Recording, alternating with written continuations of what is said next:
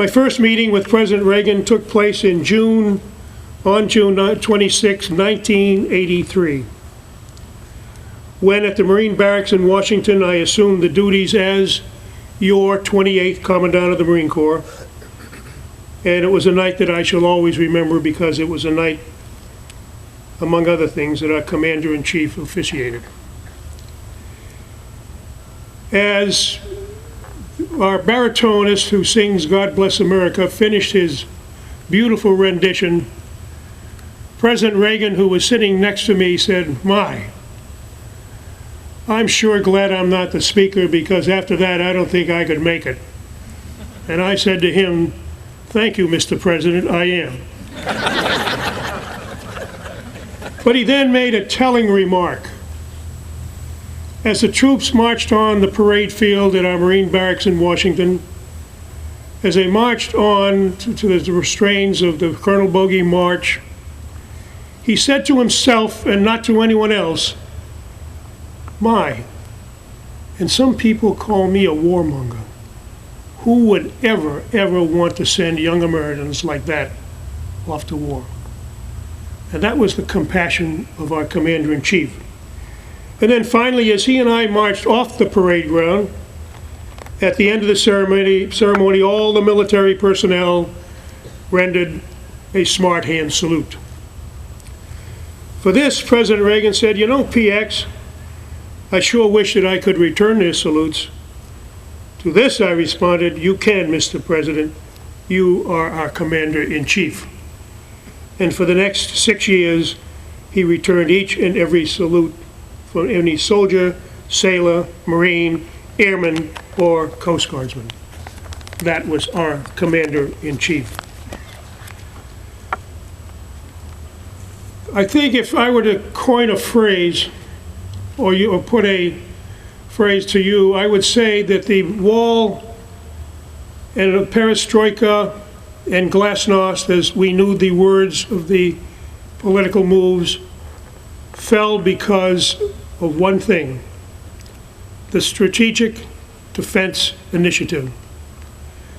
SDI first service in the spring of 1981 during a meeting with our Commander-in-Chief and his Joint Chiefs of Staff. The Soviet concern with SDI reached a boiling point at Reykjavik in 1987. And if you read in American Life, President Reagan's autobiography, he wrote, "I realized that Gorbachev had brought me to Iceland for one purpose, and one purpose only, and that was to kill the Strategic Defense Initiative.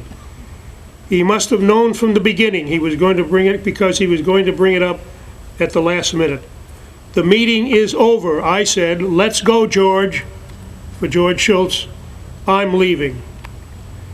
So that was the kind of atmosphere that we had at Reykjavik, with little, if anything, that was accomplished. The Soviet concern with SDI, from my personal perspective, the Soviet concern took place at a meeting in Moscow at which I attended several years later.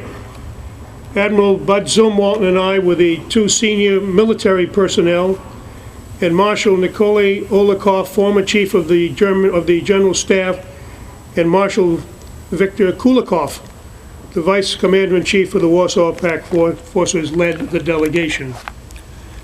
The meeting was historic. It was historic because it was the first time that the Soviet General Staff had ever met with an American public policy institution for military discussions at that level. And from the beginning, it became obvious that the focal point of this very important conference was the Strategic Defense Initiative.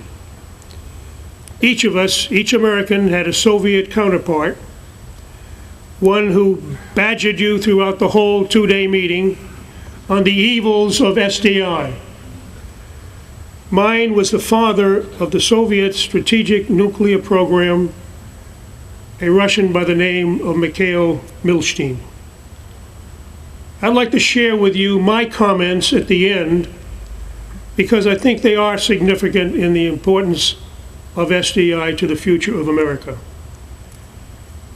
I said, first, I would like to respond to General Milstein's concern yesterday that I provided little, if any, rationale to support my statement that SDI is a stabilizing factor in our strategic negotiations, not a destabilizing one as suggested by Mr. Vinogradov. General Milstein was, of course, correct in asking for such rationale, and I would be remiss if not providing it, but it is well known, or at least there's a misconception, that Marines are often considered shy and retiring. And I hope that I will correct this fallacy today. I have lived closely with SDI for over 4 years, from its creation in the spring of 1983 until my retirement in 1987, either acting in my capacity as a member of the Joint Chiefs of Staff or on many occasions as our acting chairman.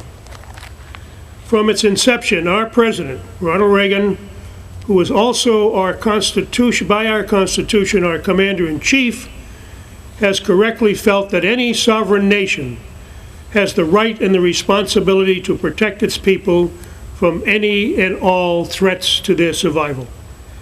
And while the U.S. and Soviet Union were indeed military allies against a common enemy during World War II, they have not been allies in their political or economic policies for the past 72 years. In fact, by words and deeds, the Soviet Union has threatened peace and stability in the world for over 7 decades. I'm not sure General Milstein liked that comment, but that was his problem, not mine. It is my strong view, which is based on personal involvement, that President Reagan has been totally sincere in his desire to rid the world of nuclear weapons. In fact, more sincere than any chief of state since the first atomic bomb was detonated in 1945. One of his greatest concerns was that the arms race was rapidly getting out of control. You were building bigger and more accurate offensive weapons, at the same time attempting to reduce the effectiveness of ours by hardening your silos and putting your command and control facilities deeply underground. In response, we were required and obliged to develop weapons with prompt target kill capabilities. It was President Reagan's view that by proving that the technology did exist, we could render the level of strategic weapons to be ineffective, and we could demonstrate the folly of a race which would literally destroy mankind. Whether or not you agree, and I sincerely hope as a minimum you will give the subject serious consideration, I believe that SDI has played a major role in bringing our START talks to where they are today.